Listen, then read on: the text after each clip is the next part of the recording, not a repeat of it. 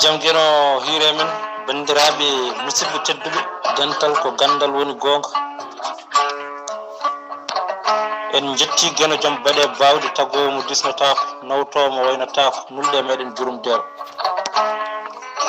en juuli annabi labaɗo kodda annabaɓe timmude timminde nulal en calmini dendagal terɗe ko gandal woni gonga e mbaadi kuuɓal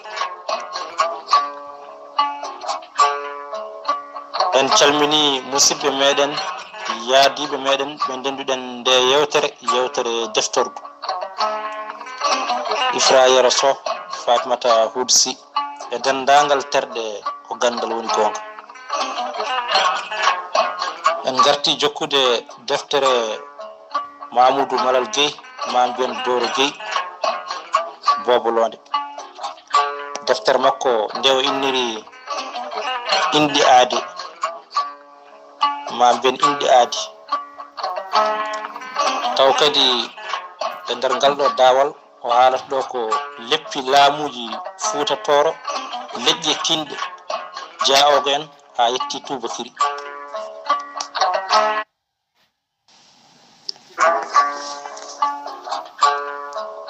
leydi ma gendi Fuuta Tooro ndi dañino inɗe goɗɗe hono no dottorɗe kewɗe kollitiri ko adi ko indi heddoro nden inde e ɗen inde ɓuri lollude hen ko namdiri e tekrur kono ko nde tekrur nde leydi ndi ɓuri lollirde e saaha compugol laamu Diaogo ko wawi hen wonde foof ko leydi tekrur ndi wontoyta Fuuta Tooro hayso keeri ina dirta ndi ɓeydo fattude e ko ɓuri jalɓude leppi laamuji gandaɗe tekrur Diaogo fergo ummoringo rewo no Siré Abbas wiiri ko kamɓe gaddi ndema gawri samme e nder leydi ndiɓe laami saabu ƴellito mum e karallagal mbayla hono no mbiruno ɗen downi hayso ina waɗi leƴƴi goɗɗi no fulɓe jawɓe ina lolli hen ko war jaabi Njaay wari lamɗo mabɓe cakkitiɗo o sompi lefol mannankoɓe gummori ko jaara koɓe jakatenaɓe laamiɓe leydi ndi hedde hakkude hitande ujunere ha hitande ujunere 300 ɓuri lellude e laamuriɓe lefol ngol ko war jaabi cankiɗo hedde ujunere e capanɗe 4 ina sikka ko ɓe goni adiɓe nannude diine l'islam e nder tekrur ina darji koɓe soninkoɓe haysoɓe coomori fulɓe e leƴƴi goɗɗi tonjon ɓe gandira koɓe sereraɓe jillodirɓe Diaogo en laamiɓe hedde hitande ujunere 300 ɓe ndenti e mandinkoɓe ɓe balli Diawarankoɓe ɓe polli jakatenaɓe jaara e yonta tonjonnaɓe leppiɗi iwde mandin farbaji kooni e nder tekrur ko nden kadi laamanteri Jolof Sosa nawri tekrur laam termes ɓene ko ujo jibini ɗumen ɓe jettori ko diwanuji ma walla diwan bange funnague leydi Mauritanie hande e ko ɓurno wawde noddirede jeeri Fuuta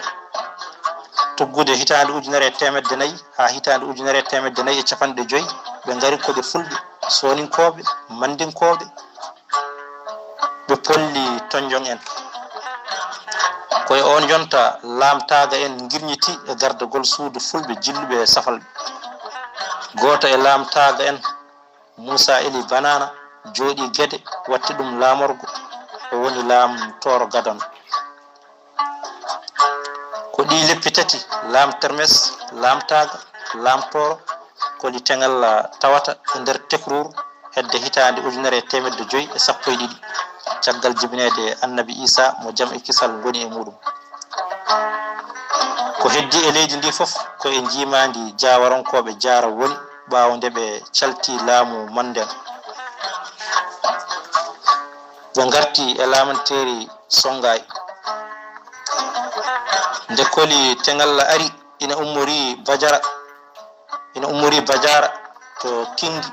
ma mbiyen Fuuta Kindi rewo Fuuta Jalon fellidi o foolidi o follidi o laami leydi ndi o wottidini ndi o wayli inde tekrurde o inniri ndi Fuuta Tooro o sompi lefol sati gagal ngol herori woturu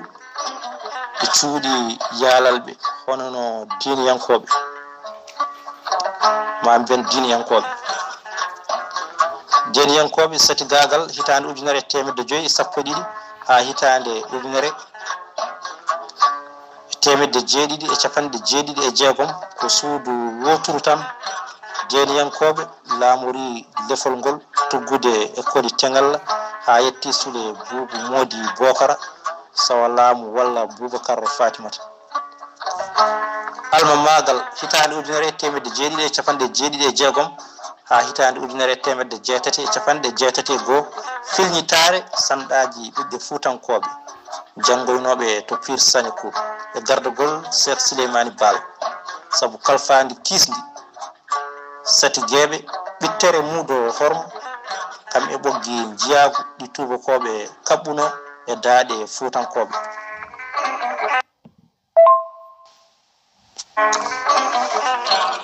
ɓawo ɗum ko tubakoɓe goni heɓidade tamgol leydi ndi e ciltirɗe almamagal Fuuta fecci diwe 16 diwe 16 Fuuta ɗe ina natira gotal e gotal e jimadi tubakoɓe ina woodi noon sikki ala e Fuutankoɓe jattiniɓe tigi pondi hen pittali mumen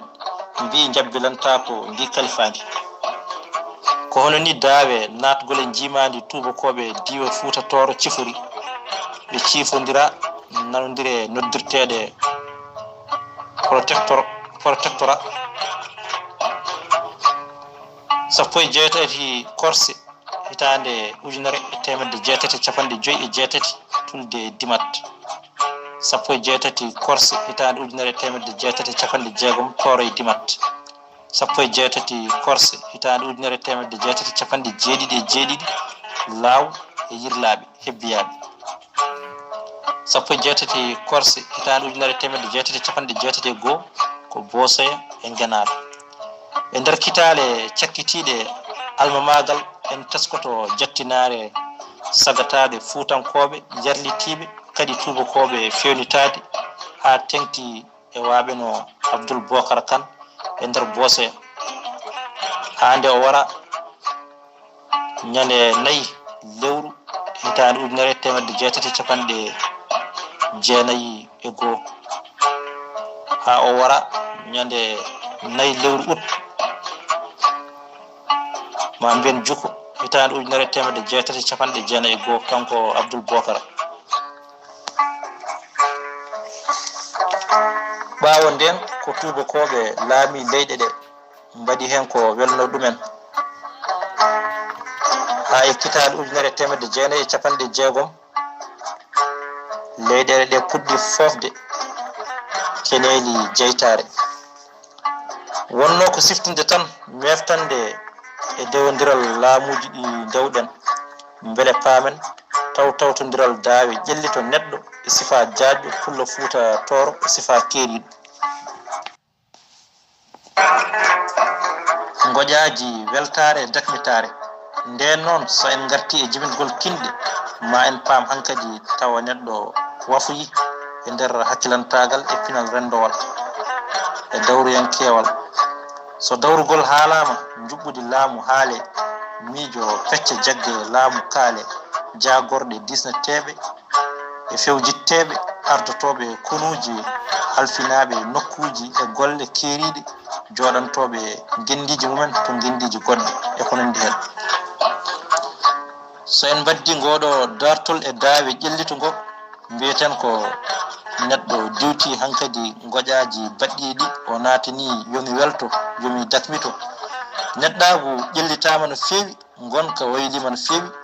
gila e ko ñamata eno ñamirta ko ɓornoto eno ɓornorto ko gollata eno gollorto ɓe wurdi eno ɓe gurdiri coynanɗe goɗɗuɗe neɗɗo o watti weddade coynanɗe goɗɗuɗe ɗum woni yuɓɓinde rendo mum, sompude laamu, tafde konuuji e ko nandi hen. En paami hay ngoƴaji ɗi nana ndiwta neɗɗo o keeriɗo, nana gonta ngoƴaji yuɓɓo golle, suudu, hinde, leñol, leydi e ko nandi hen. Hankadi wona tan yo suuro e nguli ɓuuɓol e giye, kono ko yo wiro motte, yo sañ, guri ɗi ɗate no yoɗirta ni, yo sinke gollorɗe ɗen kayne, yo jooɗ, beele kadi weltade e dakmitade, yo jamen kolli en kot askinoɓe gaskina, jarfiroɓe payka jarfa murtina e saaha dawol tirgol walde e ko nandi hen. En paami kinɗe baɗano mabuɓe suudu paate, wambaɓe ha e awluɓe jibinama. Ina yaaji noon ko awluɓe foti sakkitade arde e kinɗe limtaɗe dowɗe e nder pinal Fuuta Tooro. Dalillaji kewɗi ina dokke hen, kono wona toon tindiɗen ko Allah woni gandu. Ko ɓaawo godal ɗe kinɗe, hinde wiitede toroɓe foti jibinede fawade e ko nde siforte ko. So tawi ko jangde yoytinde diine l'islam, ko adi ɗum hayso toro dagal ina woodine, wona mataw jofotogal hinde toroɓe hande nde, walla tawa dami mum guddaki taw. En potani yejjidde kadi hono no mbironɗen downi, so famɗi kam Fuuta Tooro andi diine l'islam guila saaha mannankoɓe. ɗum ko so tawi en koddiri ko toro dagal jangde l'islam ngal kalaten. So wona noon taw jangde nde wona nden ina wonno, tawa kadi dañi heeroriɓe ɗum. Ko en cikkani ko so rendo fulɓe ina andira diineji goɗɗi ko adimo l'islam o, ko wiyete jangde diine, ko wiyete jangde diine ko kam ko nde l'islam nde lollini toro dagal jonta mannankoɓe. ɓuri andirede natgol l'islam e Fuuta Tooro. Sikki ala noon dillere rokkore teddugal mayre ko nde almamagal nde Souleymani Baal ardino, hande lolliri filñitare ɓesgu Fuutankoɓe. ina sikka noon wonano pandale Cheikh Souleymani Baal hertinde ɗum e hinde wonano coynanɗe makko goɗɗuɗe,